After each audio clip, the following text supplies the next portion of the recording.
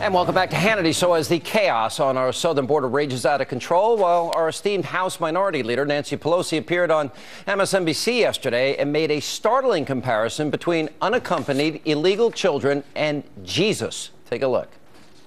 In Washington, I see an embrace of the idea that this is a humanitarian crisis by people who are not politicizing the issue. What we need to do is have the supplemental that gives us the resources to meet the humanitarian needs, to do the border control, but also to have the judicial peace so that these children have representation and judges to hear their cases.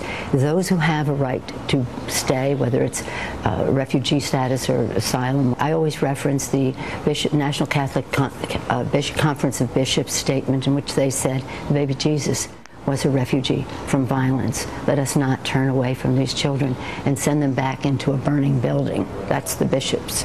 And so we have to do this in a way that honors our values. Here with reaction to this and much more is Texas Senator Ted Cruz. Senator, your reaction to that?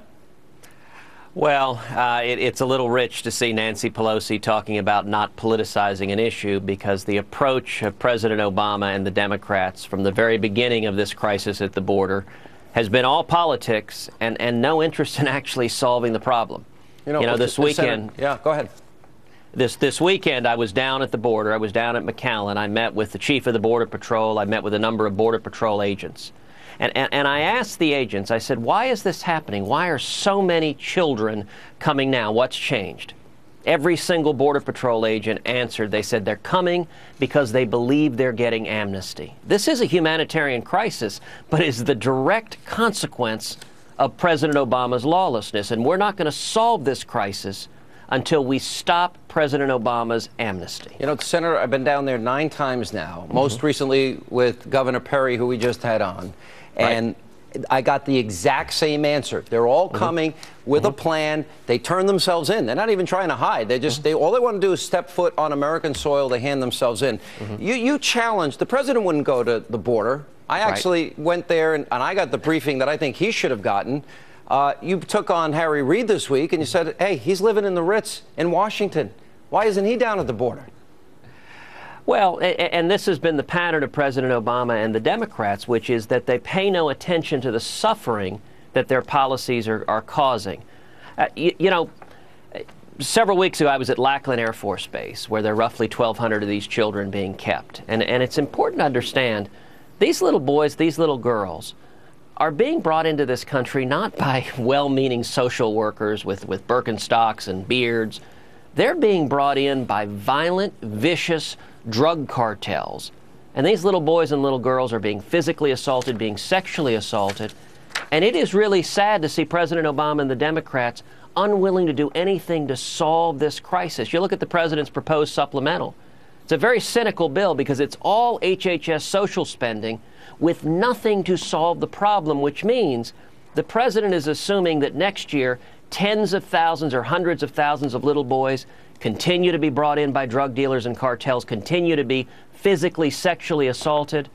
That is not compassionate. That is not humane. The compassionate, humane thing to do is enforce the law and stop President Obama's amnesty. That's the direct cause of all these little boys and girls being victimized. The president wants consensus. You can give him you can change the 2008 law, which was to stop against child sex trafficking.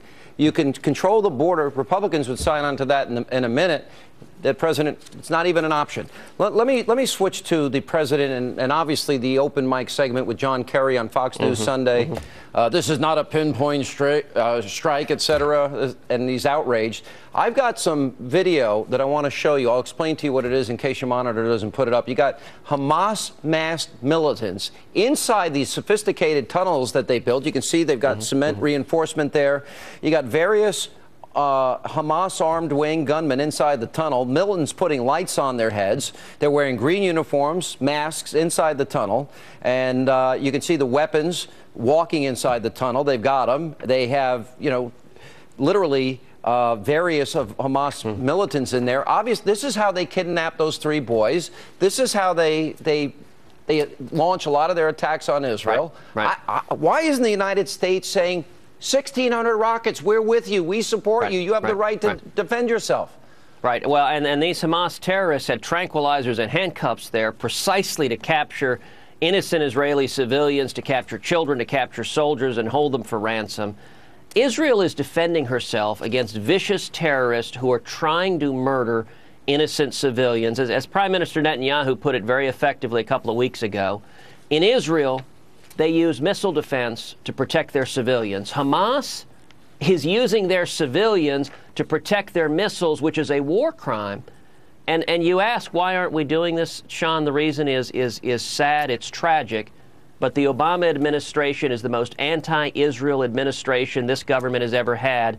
Yesterday, we saw the FAA make an unprecedented decision to ban all air travel to the nation of Israel. And I've asked today the very simple question, did President Obama just unilaterally launch economic boycotts on the nation of Israel? Because John Kerry showed up in Israel, gave $47 million to Hamas in Gaza. That is insanity.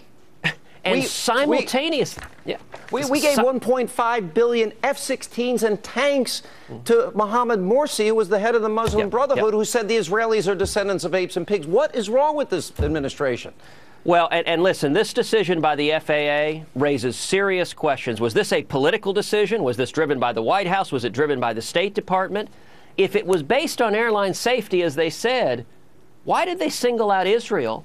Why not ban travel to Pakistan or Yemen or Ukraine, where a commercial airliner was just shot down, but instead they targeted Israel, and the timing couldn't have been worse. Was at the exact moment Kerry was there trying to strong-arm Israel into stopping their efforts to shut down Hamas's rockets and tunnels. You said that you believed that they were trying to blackmail Israel by cutting, which I agree with, which is because they're cutting Israel off from the rest of the world at a very important time. You're right. The State Department, you have a spokesman responded to you, and I want to play it and give you a chance to respond. Senator Cruz just released a statement saying that the FAA's flight suspension to Israel is economic blackmail, and the Obama administration is doing this to punish Israel. It's ridiculous and offensive, quite frankly. The FAA takes its responsibilities very seriously. I will speak for them in that case. They make these decisions based solely on the security and safety of American citizens, period. For anyone to suggest otherwise, it's just ridiculous. Response, Senator? You know, what is ridiculous is the Obama administration refusing to answer simple questions about whether this was dictated by politics and why the FAA is singling out Israel while not focusing on other areas of the world. And what is offensive is the Obama administration giving $47 million that will go to Hamas, who is actively trying to kill civilians, while simultaneously imposing millions of dollars of economic harms on our friend and ally Israel.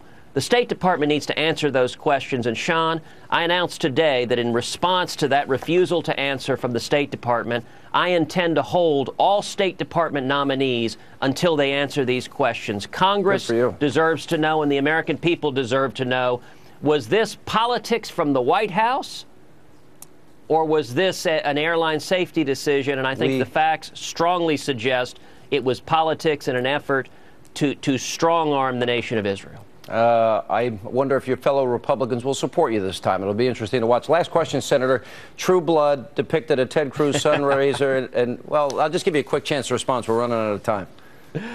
Well, the HBO's vampire show, True Blood, they did have vampires murdering a bunch of Texas Republicans at a Ted Cruz fundraiser. You know, I have to say I posted on Facebook that of all the places I never thought to be mentioned on HBO's vampire show would be right up at the front. But I said, you know, well, I guess I may have lost the vampire vote. I find it interesting and amusing that HBO is suggesting that the far left are blood-sucking fiends. Well, there might be something there, Senator. I'll let the viewers decide. Thanks for being with us. Thank you, Sean.